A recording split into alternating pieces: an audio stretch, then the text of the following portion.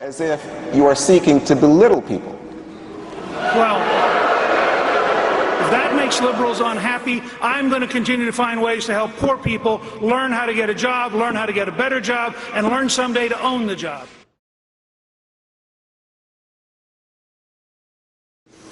Speaker Gingrich, you recently said black Americans should demand jobs, not food stamps. You also said poor kids lack a strong work ethic and proposed having them work as janitors in their schools. Can't you see that this is viewed at a minimum as insulting to all Americans, but particularly to black Americans? No, I don't see that.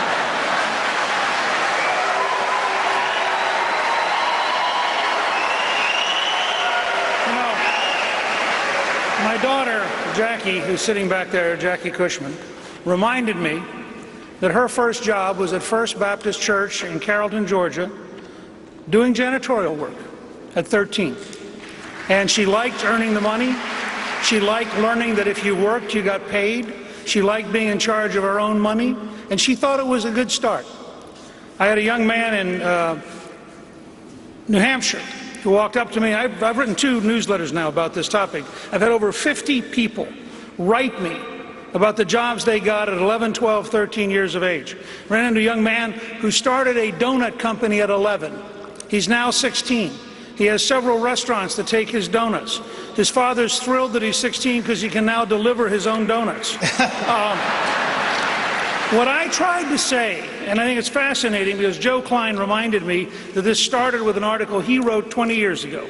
New York City pays their janitors an absurd amount of money because of the union. You could take one janitor and hire 30-some kids to work in the school for the price of one janitor, and those 30 kids would be a lot less likely to drop out.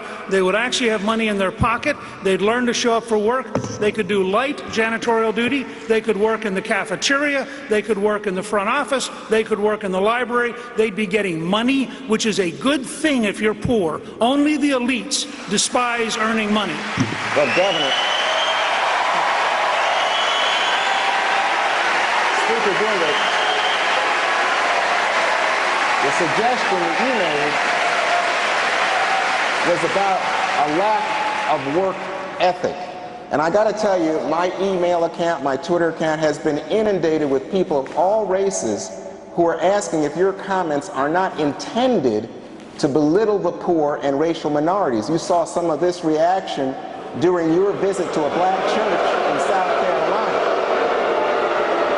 You saw some of this during your visit to a black church in South Carolina, where a woman asked you why you refer to President Obama as the food stamp president. It sounds as if you are seeking to belittle people.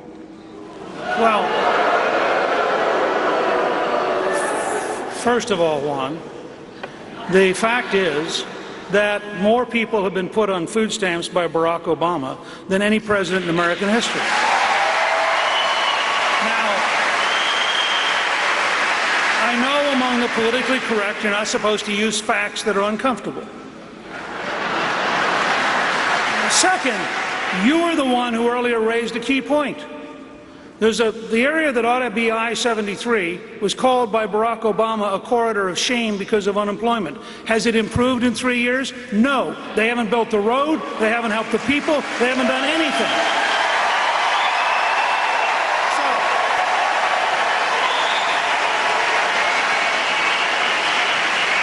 Finish your thought, Mr. Speaker. One last thing. Yes, sir. So here's my point. I believe every American of every background has been endowed by their Creator with the right to pursue happiness, and if that makes liberals unhappy, I'm going to continue to find ways to help poor people learn how to get a job, learn how to get a better job, and learn someday to own the job.